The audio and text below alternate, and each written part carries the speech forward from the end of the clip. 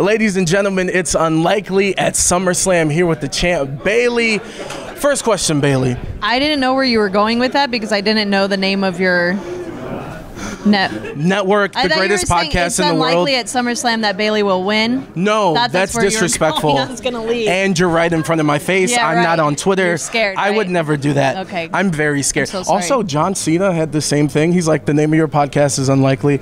Anyway, I'm glad you're on it. I want to talk about Mania. I thought it was really cool at the press conference. You wore Jada Stone's t-shirt. Yeah. You represented. And of course, you look at Izzy Moreno, Billy Starks. Like, there's a lot of people that like look up to you and you're an inspiration. And to see them, like, it's one thing for people to say it, but to see them like actually live it and see what they're doing. Like, if you took a moment to be like, yo, that's pretty cool and crazy. Dude, it's so crazy. I think about it all the time. I'm just I think from a young age, when I was able to meet, Ivory was the first women's wrestler I met. And I remember telling her at 12 or 13 that I wanted to be a wrestler. And she goes, all right, well, I'll see you in the ring one day. And that really, like, stuck with me. I said, well, now I really got to do it because Ivory is going to see me in the, like that. I can't lie. Yeah, that's really what pushed me to do these things. And I wrote Lita fan mail one time, and she wrote me back and was just like, follow your dreams. And I said, now I really have to do it. So, like, I remember that meeting these girls when they were younger and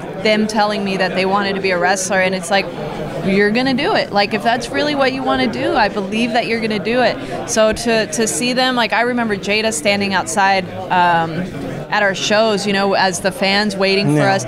She had Boston Hug custom shoes. Izzy, obviously, we all know everything that she's done. Her and I have done in NXT. To see her like killing it and graduating high school early and she's already a champion and all those things.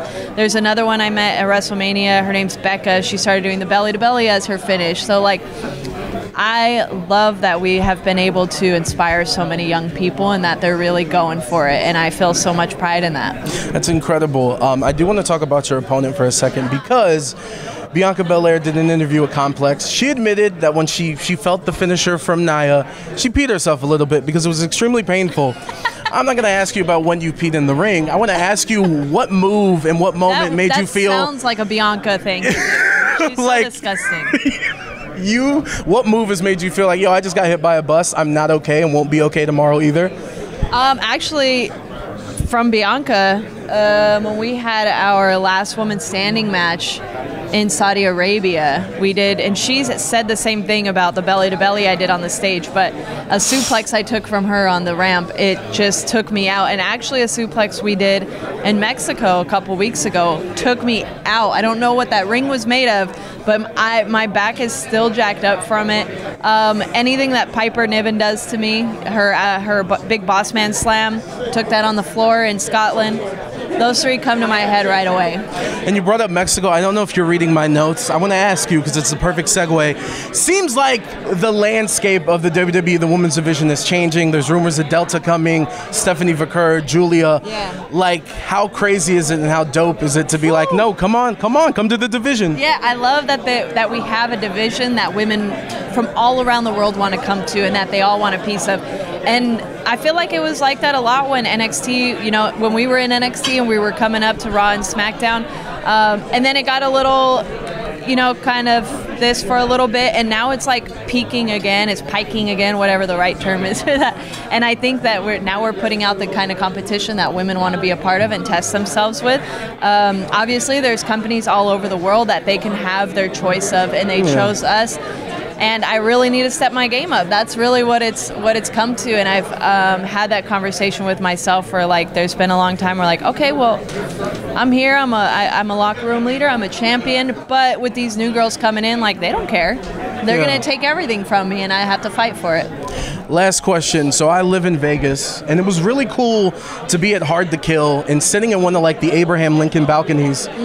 And then I saw you across. Yeah. And I was like, what the hell? Damn, you guys, I thought we were like I'm not the one who took the picture. Right. I was just across and like, oh, that's cool. Supporting friends. You'll never know. You don't know my Twitter.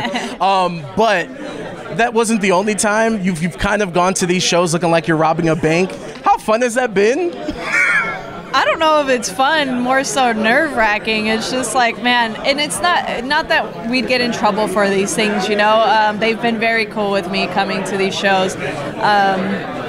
It's just like, all right, let's see who we can hide from here. It is a little nerve-wracking, but I just want to enjoy it just like everybody else is. And I would say the most fun one was with Naomi and Tamina when we dressed up with the mask. And it's a classic video. Yeah, it's been interesting finding different disguises, I guess.